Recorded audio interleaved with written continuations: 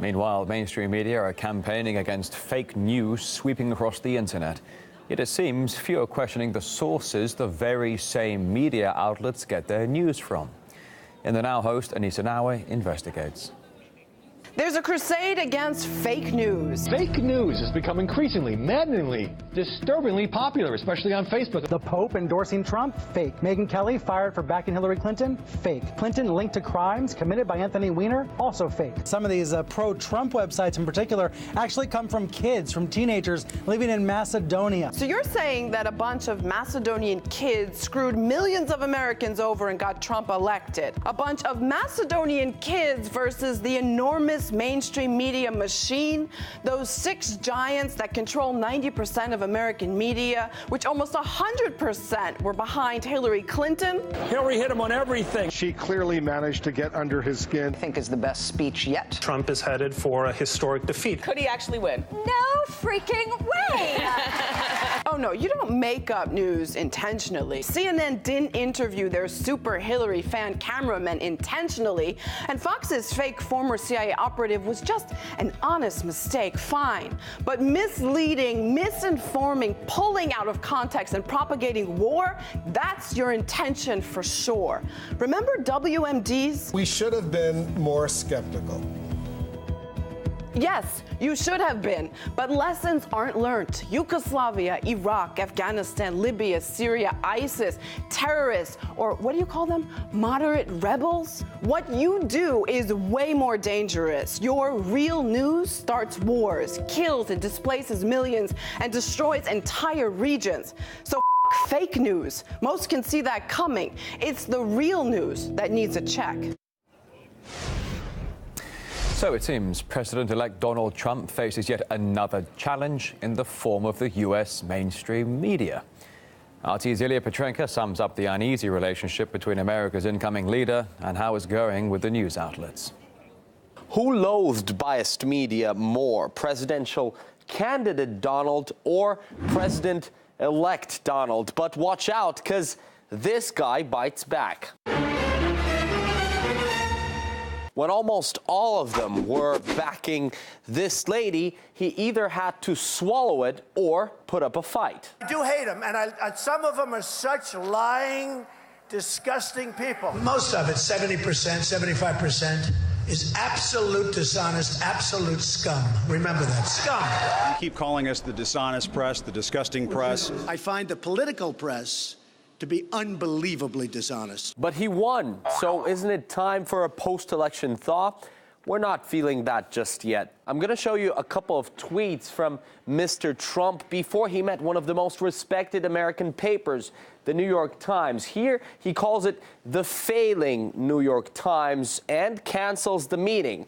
They changed the terms and conditions at the last moment. Not nice. An hour later, perhaps a new meeting will be set up with the NY Times. In the meantime, they continue to cover me inaccurately and with a nasty tone. That's just as the paper ran this story. Donald Trump's business dealings test a constitutional limit. And here's some captions I saw on CNN while putting this piece together. Now, by the way, the day before Donald Trump got together with the big TV network execs and top anchors. What exactly happened there, who knows? But what we do know is that the CNN was there, and according to an unnamed source cited by the New York Post, they got a massive telling off by the president-elect. Trump started with CNN chief Jeff Zucker and said, "I hate your network. Everyone at CNN is a liar, and you should be ashamed." The meeting was a total disaster. They got a Trump-style dressing down. Well, what else did they expect after stuff like that? This guy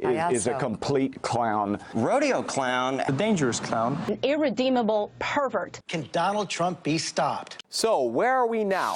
Remember Donald Trump saying, "Forget the press, read the internet." Will the real Donald Trump Twitter account now become the #1 source for White House news? He's already all over Twitter, updating us on his administration appointments and then some. It makes you wonder how Trump's going to work with the White House press pool. especially if the lines are blurring between correspondents and campaigners. Most of the media establishment is very unhappy that their preferred candidate and their narrative didn't succeed. And so they gave up their pretense of objectivity. Now, even the New York Times even ran a front page declaring to their readers that they were going to do everything they could in order to stop Trump from being elected president. Is that activism? In my view, the New York Times thing is absolutely a form of activism. CNN visibly showed contempt for Trump during the debate. Is that a form of activism? It certainly can be interpreted that way. A journalist should stand aside and let his or her subjects reveal themselves rather than tell the readers what they should think. Any more cases of journalists turned activists? Take this letter from the UK's Times. Dear IOC, please ban the whole of Team Russia from Rio 2016. Or this piece from Germany's Bild. There are good bombs and bad bombs. Just think Mosul and Aleppo here. How about when the BBC was covering the Scottish referendum? An Anglified perspective was the verdict from an audience panel. So opinions over facts. Is this really now the way to go? In Moscow, I'm Ilya Petrenko. Media analyst Lionel believes Donald Trump sidesteps the media by going online to be more accessible to the American public. He goes on YouTube? I mean, this guy took Twitter. What, Periscope next? And he realized, I'm going to be more accessible to the American public, to the voter, more than anyone. He's rewriting everything. And there's one thing that every American in this country, which kind of makes sense, agrees to, and that is how decrepit, how rancid, how vile and putrescent and biased mainstream media are. The same people who talk about RT as being propaganda.